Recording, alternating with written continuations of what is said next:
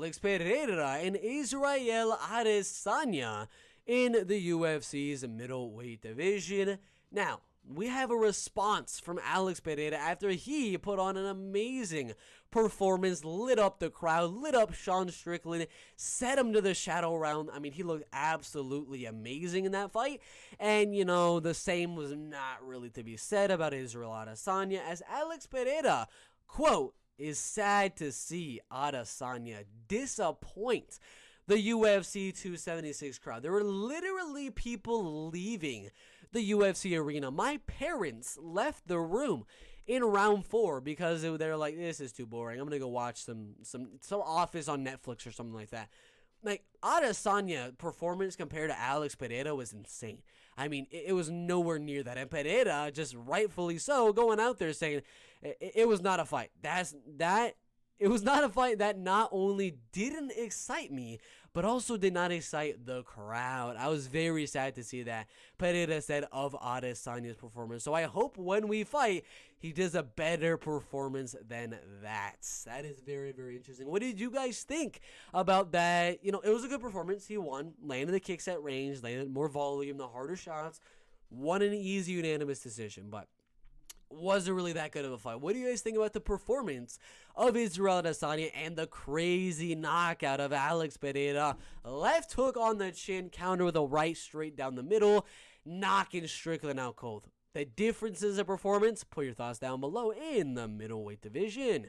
UFC fights that have just been made in the women's MMA divisions. Ariane Lipski versus Priscilla Cachoeira. I think she's like the zombie woman or some weird ass nickname for Priscilla Cachoeira. But that's the fight we're going to get. Ariane Lipski versus Priscilla Cachoeira. We got another one, Miranda Maverick versus Shayna Young. I think Miranda Maverick's going to dominate that fight. I'm going to go Ariane Lipski on that one. Early prediction. We got Melissa Martinez, an undefeated, I believe, Mexican prospect, joining the UFC on short notice. Originally was supposed to fight Hannah Cifers, but they cut her, and now she's fighting Elisa Reed. And we got Angela Hill and Lupita Godinez finally getting her shot in the top 15. I think Lupita definitely wins that one. And then here we'll go Melissa on that one. But those are the new women's MMA fights and my early predictions. Sean O'Malley challenged by a, intoxicated Henry Cejudo backstage at UFC 276. I mean, we could go through the video right here. He was doing a little interview right here. I mean, it was funny. Just to hear Henry Cejudo drunk coming up to Sean O'Malley in his post-fight interview, it was funny. Let's watch the video. It's so bad, man. The trash talk is just so bad. I would rather sniff a piece of dog shit right in front of me and take a lick of it than just hear Henry Cejudo trash talk. Like, Henry Cejudo trash talk is just so bad. We have another encounter right here. This one's a little bit more staged. I don't think the O'Malley one was really staged, but this one was stupid.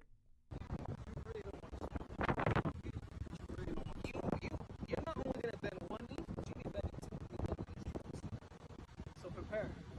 I'm trying to tell you, you don't want the smoke. Prepare. So get your ass in shape. He doesn't want the smoke because there's a no smoking sign in the back. Did you not read the sign? Let Daddy let you out of shape.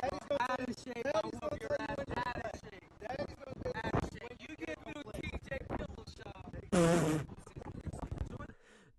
Aljo was talking about he's out of shape, and the only comeback to Cejudo is, yeah, I'm out of shape, but I'll beat you out of shape. You're gonna lose to TJ Pillow Shop. Like, it's so cringy. Show him. Because that's gonna be Triple C's here. I hear a lot of noise. I don't like noise. I like action. So let me know when you're ready. Let's go. With the ink and paper, baby. Let's go. What's up, baby? It's so bad. The two kings of cringe of the bantamweight division just going at it. Not to mention he was drunk in the second one with Sean O'Malley. Oh, it's so cringe. It's so cringe. We have one more. we have one more. If I can find it. There's one of him with Volkanovski in the background. I don't know if I can find that one. We might just have to not do that one. But if any of you guys can find that one where he's talking to Alexander Volkanovski in the background, and he's asking him for a title shot as well after his fight, it is so funny. It is so funny. He called out O'Malley. He called out Sterling. He's calling out so many freaking people. The king of cringe, Henry Cejudo. Put your thoughts down below. Max Holloway gracious in defeat. It wasn't just a defeat. I'm going to say that right now. It was not just a defeat. It was a damn beatdown from Alexander Volkanovski for 5 rounds. Now, I had Volkanovski winning. I didn't think he was going to do that to him for 5 rounds and absolutely dominate him in the fight. But Volkanovski is, in my opinion, the #1 pound-for-pound fighter in the world. A little bit higher than Kamaru Usman. And right here, Max Holloway agrees. Puts Volkanovski at the #1 pound-for-pound fighter in the world. Some may disagree. They may be like, Usman is better. He beat Colby Covington twice, beat Gilbert Burns, Jorge Masvidal. I don't care. He didn't beat any of those guys as dominantly as Volkanovski did. Yeah, Volkanovski had close fights with Holloway in the first and second encounter, but the third fight, he absolutely dominated. For every round, his striking defense was amazing. He didn't even have to wrestle this fight. He was more powerful. His speed was really good. His timing was really good. I mean, everything about this fight showed pound-for-pound status for Alexander Volkanovski. And he beat Holloway better than Usman beat Colby. Therefore, I'm going to give Volkanovski that #1 pound-for-pound status. You can disagree, you can agree, but put your thoughts down below. Do you agree with Holloway in his assessment on giving Volkanovski that #1 pound-for-pound actual position? Or do you think Usman deserves, or do you think maybe Hamza Chimaev or someone else in the UFC deserves a #1 pound-for-pound? Put your thoughts down below in the comment section. Aljamain Sterling says he will submit Alexander Volkanovski.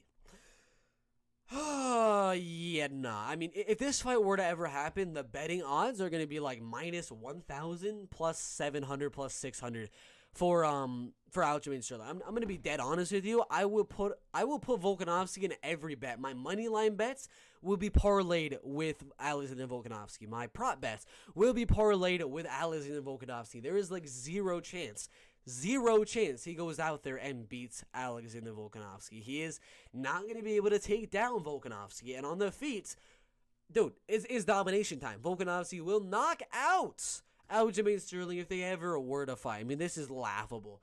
This is absolutely laughable. This is how we know Sterling will never be a double champion, because if he moves up, he will get absolutely clobbered by Alexander Volkanovski. I think take down Volkanovski pretty easily and submit him.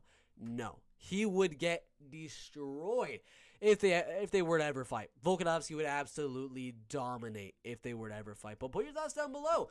Y'all think Sterling could win? I think that's a pretty dumb prediction, but why not have it? I think Volkanovski dominates. But put your thoughts down below in the UFC's featherweight/bantamweight division. Pedro Munhoz clears the air following accidental eye poke and no contest at UFC 276 against Sean O'Malley in the UFC's bantamweight division. Now, this is what actually happened. He actually cut something in his eye that literally cut it shut. Like, he was not able to see. This is the video of him talking right here after the fact.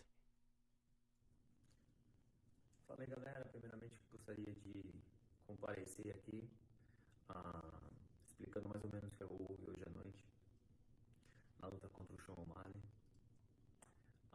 No primeiro round, I think he's talking some sort of like Brazilian or something like that, but this is what he said right here. I was poked in the eye in the first round, but kept fighting, and I was hit with a low blow shortly after. Munhoz said the fight restarted. We exchanged a few strikes in the second round. Then I suffered another eye poke. This time I could not see anything during the fight when the doctors came in. And then for the next 20 minutes, I was taken to the hospital, and they used an eye drop that made my eye numb so they could actually open the eye, and you couldn't really feel anything.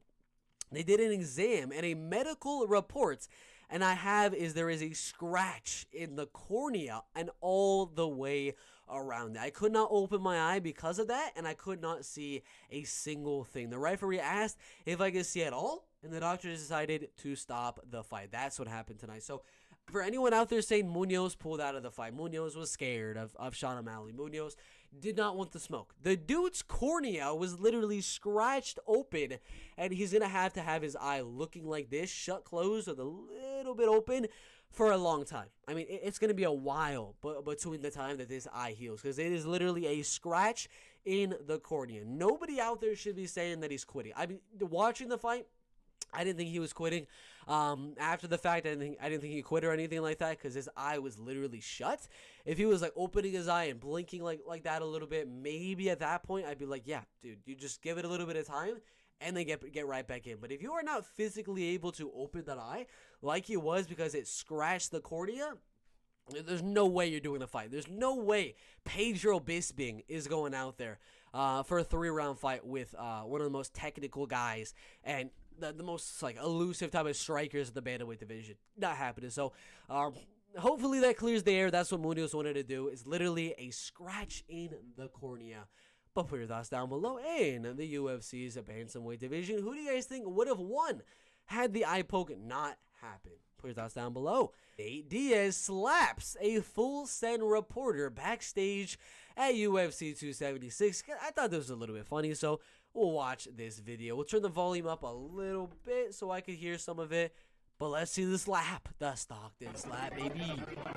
OG with full send MMA. Look at this pulled up on us.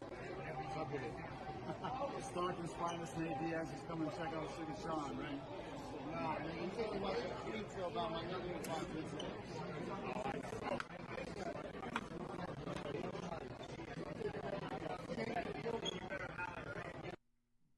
That was it, man. I don't know what he was saying right here.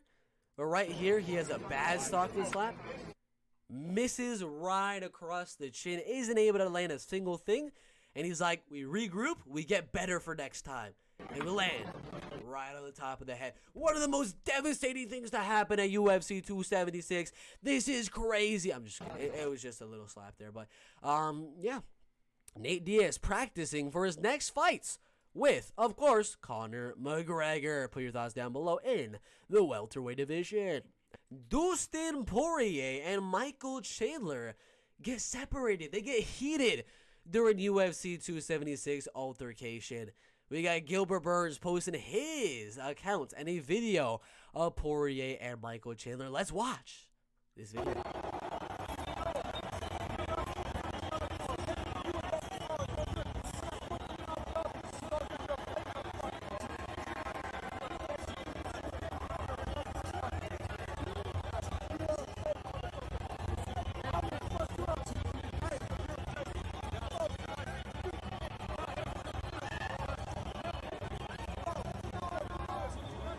Then we got Yuri Prochazka.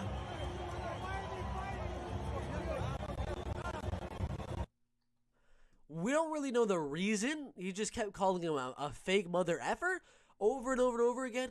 Chandler really wasn't saying much. If he was saying something, I didn't really hear too much of what he was saying there. We got Yuri Prochazka acting calm and cool and collected like the samurai that he is. But yeah, what do you guys think? Chandler, the number 5 lightweight in the world, or the number 2 lightweight in the world? Who wins the potential matchup? Because we got some beef, we got a storyline, we got a potential fight. Who do you guys think wins in the lightweight division? Thank you guys for watching today's MMA news. We got Pereira just really sad and disappointed about Adesanya's performance. We got a few new women's MMA fights. We got drunk Henry Cejudo calling out everyone, getting up in people's faces, pushing Aljamain Sterling, calling out the who's who of every division. I mean, he called out Volkanovski. He called out O'Malley. I mean, he went right up to O'Malley, and he's like, you suck. You suck, as he was drunk at UFC 276. It was funny. We have Holloway giving Volkanovski the number 1 pound-for-pound status. You got Aljamain Sterling saying he would submit Volkanovski in a fight. And then we also have right here our last story, our second to last story, Nate Diaz slapping some random full set reporter at UFC 276. Then a little bit of beef here. A little bit of what the heck is happening with the who's who of the lightweight division, Michael Chandler and Dustin Poirier. That's the MMA news. Thanks for watching. See you in the next one.